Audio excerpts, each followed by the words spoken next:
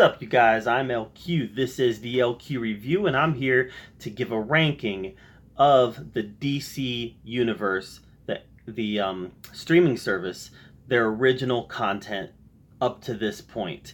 So, what I'm going to include is Titans Season 1, Doom Patrol Season 1, Swamp Thing Season 1, and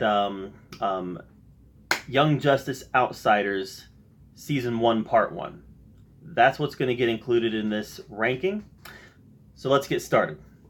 Number 4, Young Justice Outsiders Season 1 Part 1. First of all, I'm not a big fan of animated fare in the first place. I'm not. The DC animated movies, yeah, I can get behind those, because usually they're adapting storylines that I really enjoy from the comics. You start talking about stuff like the Timverse. I mean, I've watched it all, and some of it I've enjoyed quite a bit, but for the most part, it just feels like watered down kid versions of the stories that I love and the characters that I love. And even Young Justice Outsiders kind of feels like that. And yeah, its target audience is a little older. At least they're going for a little older with their content. But Young Justice Outsiders just still felt lacking to me. But I felt the same way about Young Justice Season 1, Young Justice Season 2, Justice League Unlimited, Superman. The only one I didn't feel that way about is Batman the Animated Series, because I was a kid when I watched it, and now nostalgia is fueling my love for that show. So overall, the Timverse is just not something that I've really got a lot of passion for. I've watched it all, but I don't have a lot of passion for it. So number 4 is Young Justice Outsiders Season 1 Part 1. Number 3, Swamp Thing Season 1. I really liked Swamp Thing Season 1 quite a bit, but we got to a point in the season where I just thought to myself, this isn't really a Swamp Thing show.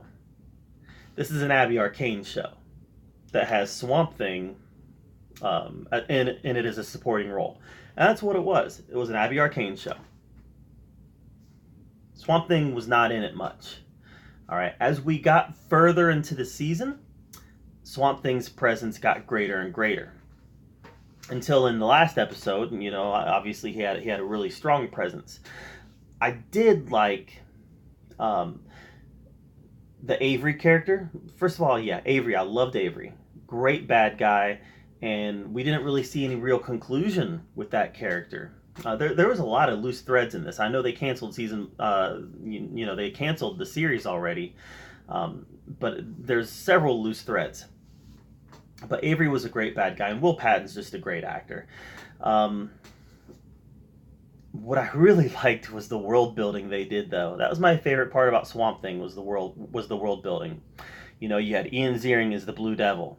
You had the Phantom Stranger. You had Madame Xanadu. You had characters that have appeared in Justice League Dark showing up in this. And I'm sitting here thinking, are they building towards a Justice League Dark? Wouldn't that be great if they were building towards a Justice League Dark? But yeah, just some really good world building, some really good character interactions. The girl that played Abby Arcane, she was fine, especially for a lead role. And this, make no mistake, this was a lead role. Jason Woodrue was cool, and the post-credit scene, another loose thread for Swamp Thing. That's probably why I put Swamp Thing behind my number 2 ranking. A lot of loose threads, and we're probably not going to get any closure on any of them. And the fact that Swamp Thing was not in his own show a whole lot.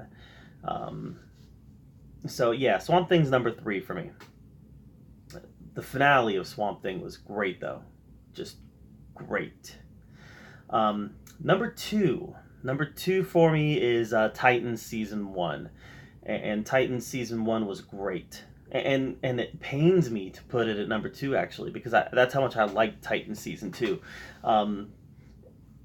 The depiction of Dick Grayson, the depiction of Starfire, of Beast Boy, that you start talking, Wonder Girl, you start talking about these characters that we know and we love from the Titans universe, and they just there was so much reverence and just truth to character that we saw in Titans season 1.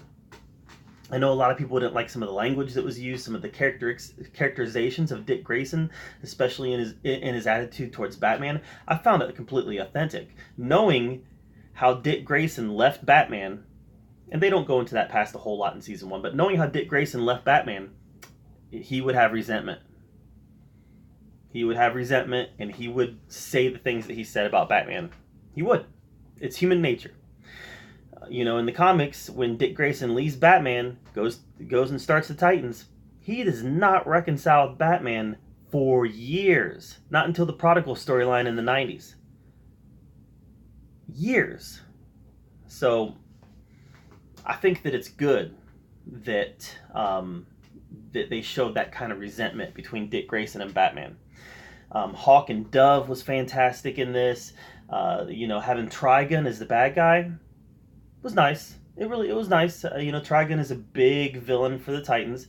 I didn't like it when Trigun came out and was a normal looking dude. Didn't care for that. That's not Trigun, right? But another thing I didn't care for was the fact that they left everything about season 1 unresolved. So I didn't love the finale. I loved the Swamp Thing finale. I didn't love the Titans season 1 finale because everything was left unresolved. The post-credit scene with Superboy was great, but I just felt like they should have resolved that Trigun storyline before moving into the next one. Because that's what we sat through this season for, was to see the resolution between Trigun and the Titans and kind of seeing how Raven deals with her dad. And we didn't get that. So it is what it is. I can't wait for season 2. We're just a couple weeks away. I can't wait. Titans season 1 is number 2. Obviously, using process of elimination, it's obvious now. Doom Patrol season 1 is my favorite DC Universe show, and there's a lot of reasons for that. Robot Man, Negative Man, Rita Farr, Crazy Jane, Mr. Nobody. Those are the reasons right there, guys. Those are the reasons. This is a character-driven show. Extremely character-driven. And for a superhero show like Doom Patrol, there's not much action in this. There's some, but there's not much action. But what we got was a character-driven superhero show that was completely quirky and completely goofy and willing to go to all the weird places that comic books have gone in history. And they've embraced the weird side of comic books. Like Danny the Street. Who would have ever thought that Danny the Street would make it to a live-action show? Or Flex would make it to a live-action show? I mean, this is like they're embracing all the stupid stuff that comic book writers did in the 60s and 70s and saying, we can do that. And it's fantastic. Doom Patrol was fantastic. Now, what was not fantastic about Doom Patrol was the finale. It wasn't. It was bad. It almost ruined the show for me in the sense that... Let me rephrase that. It didn't ruin the show because 99% of Doom Patrol was so great.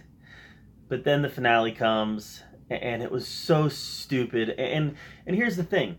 I love that Doom Patrol embraced the stupid, embraced the outrageous, embraced the fantastic, but this just took it too far. The finale was too much. It was too...